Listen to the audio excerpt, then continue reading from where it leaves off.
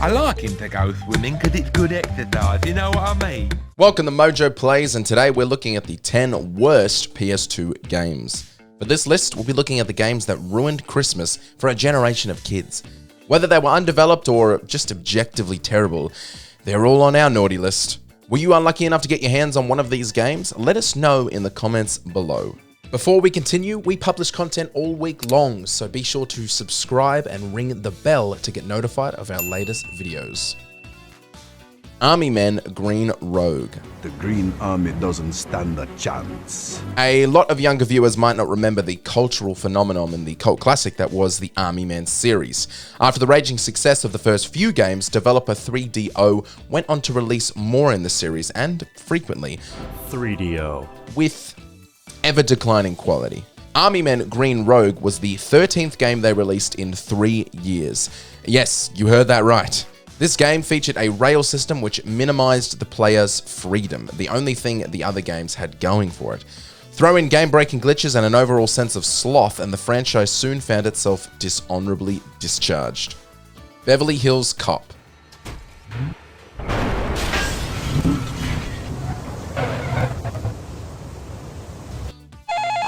A game based on the beloved Eddie Murphy classic should have been a slam dunk.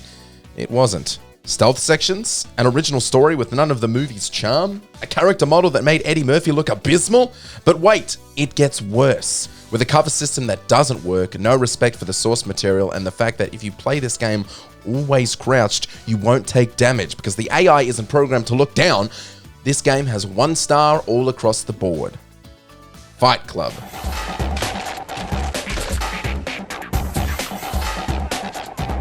Making a game based on a movie, a TV show, or any established pop culture medium is always a risk for gamers because publishers have created a culture of cash grab development.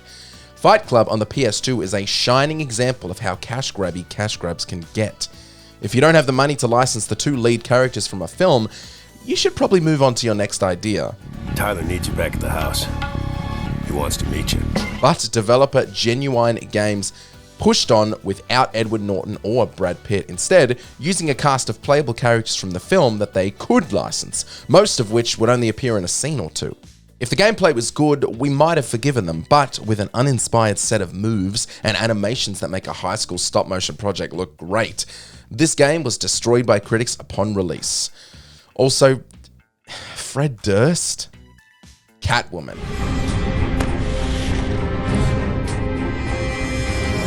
If there's one thing I hate about shopping after hours, it's competition. When a film is released with an 8% Rotten Tomatoes score, there's only one right thing to do. Let it die and move on. Or ignore that and try to make a game out of it. Catwoman for the PS2 was a dumpster fire of graceless gameplay that showed gamers that the worst thing to come from the Catwoman film wasn't even the film. A recurring theme with bad games that are based on movies is the inability for the developers to get the original actors, which adds even more insult to injury when you have to listen to the god-awful dialogue in this game, coming out of not Halle Berry's mouth.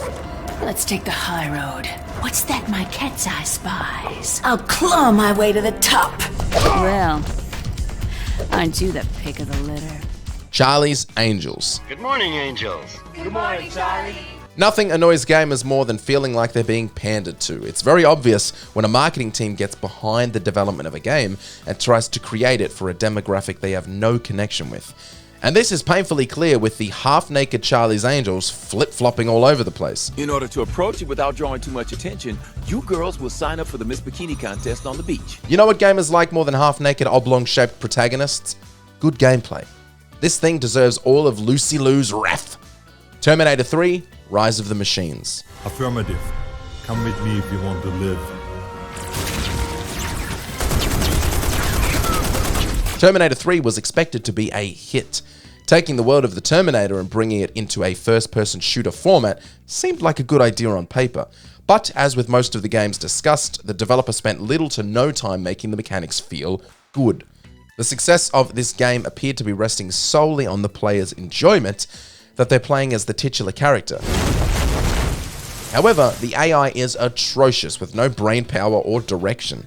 The gunplay had no weight to it and resulted in a boring and slow game.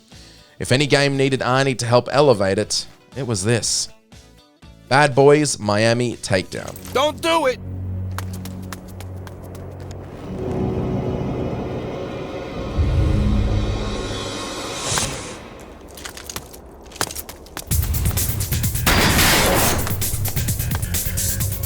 This game is terrible. Let's start there.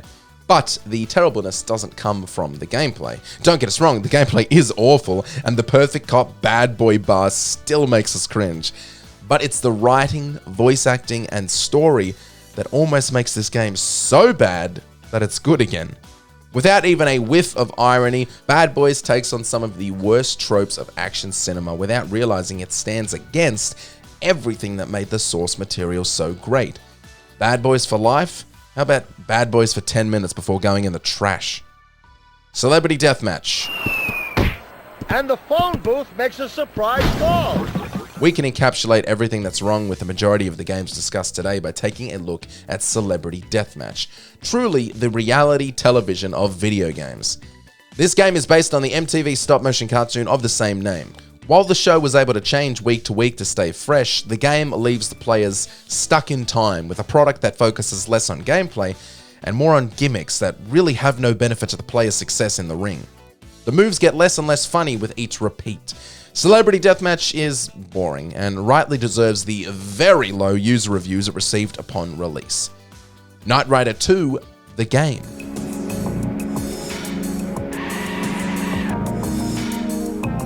Racing games are limited by their nature. Throw in as many roof-mounted guns and droppable spikes as you want, you still need to have variety in your tracks and racing moments.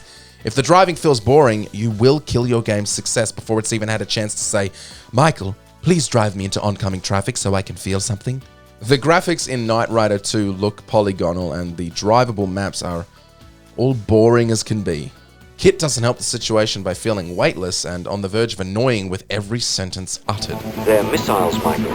I calculate impact within 10 seconds. That doesn't sound good. Little Britain, the video game. Yeah, but new, but yeah, but goo. The fans of this game, although few, chalk the public reception of this game up to PC culture gone mad.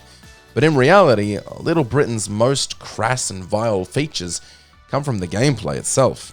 The whole thing is made up of a bunch of minigames based around the sketches of the titular show. Unfortunately, with both input lag and an uninspired developer, they're all barely playable. Even if you did want to try and get a high score, you'd be fighting the game to make that happen. Crass comedy and video games can blend together marvelously, but this just comes across as wasted effort, if there was any to begin with. Did you enjoy this video?